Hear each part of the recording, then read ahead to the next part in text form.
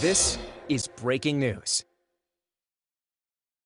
Good afternoon. I just want to recap quickly what happened here this morning. There was a report of a fire that came in at 1:41 a.m. at 14 Goodwin Place, which we're standing in front of. Units responded in under 5 minutes. There was incredibly heavy fire on arrival. Our members did an extraordinary job in very dangerous conditions, pushing in to rescue 2 civilians who were treated by EMS and taken to Wyckoff Hospital. Those civilians are one green tag patient and one red tag patient who remains in critical condition at this time. The cause of this fire was e-bikes and lithium-ion batteries. Multiple devices were found on scene, and this is a critical safety issue both for New Yorkers and for our members. We are coming at this problem from all angles. We have an interagency task force which the mayor has put together and asked all agencies to work together. We have passed critical legislation with the City Council, and we are working with our federal partners at the Consumer Product Safety Commission to further regulate these devices. But we urge the public strongly to follow critical safety messages when it comes to these devices. Do not charge them when you are sleeping. Do not put them in the only means of exiting your apartment or your hallway. When these catch on fire, they burst into flames, and there is almost no way out of your room or out of your apartment. We urge people to buy certified devices. We urge people not to tamper with the devices or the batteries. This is an incredibly dangerous issue that we are coming at from every angle to make sure that our members and the public are safe. I'm going to hand it over to our Chief Fire Marshal to talk a little bit more about the investigation and what comes next.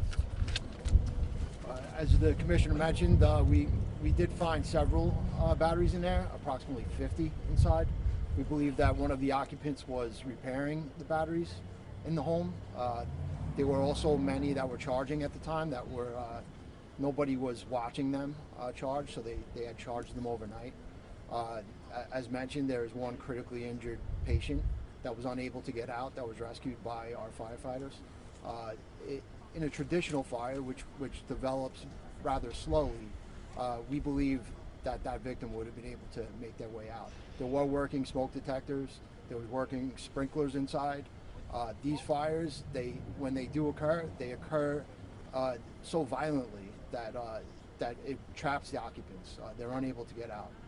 If you do have these, as mentioned, don't charge them overnight, don't charge them unattended.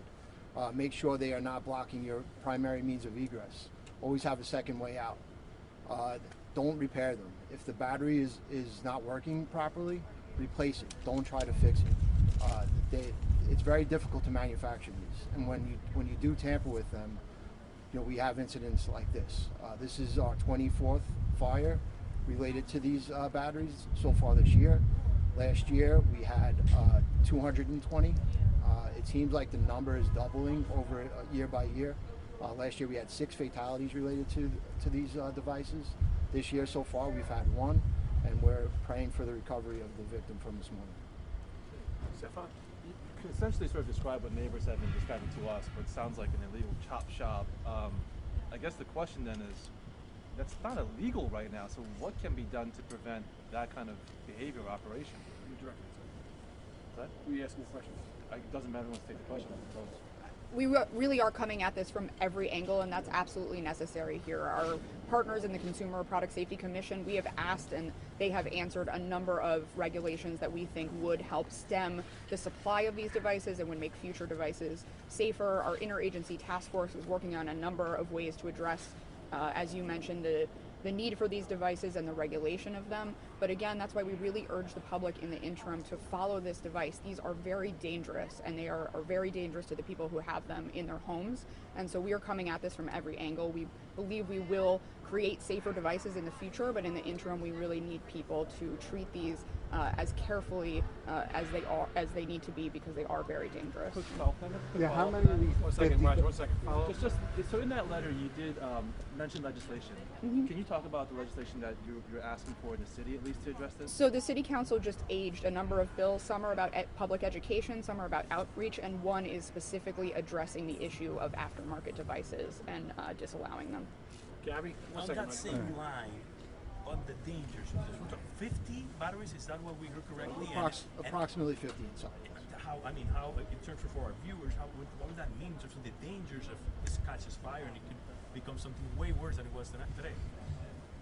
Well, it only takes one, right, to fail. So having 50 inside the same location is tremendously dangerous. And not only that, but 50 batteries that were not functioning properly. So they're set to fail. It's a very dangerous situation. We've actually seen this several times throughout the city, where people have these makeshift repair facilities in private dwellings or apartment buildings.